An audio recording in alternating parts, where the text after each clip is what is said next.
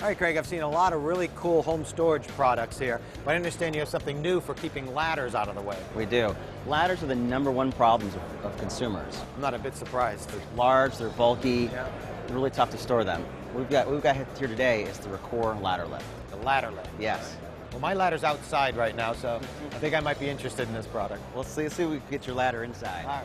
We got a rope and pulley on one side, Right. and a fixed hook on the other side. And we just pulled this rope to the side here, and we're able to lower the ladder here. And if you accidentally let go of the rope, it automatically catches. Very nice. Now, this is similar to the bike rack you have with a pulley system, only you have all the pulleys in one location. That's right.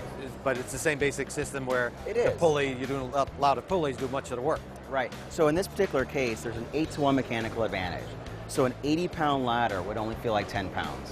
Wow, that's great. It's tremendous. And what's the capacity of the ladder lift? So you can put up to 150 pounds on this. So any Oh, yeah. ladders aren't going to be a challenge. Can I try cranking it up? Absolutely. Oh, yeah, that's like a breeze. Yeah.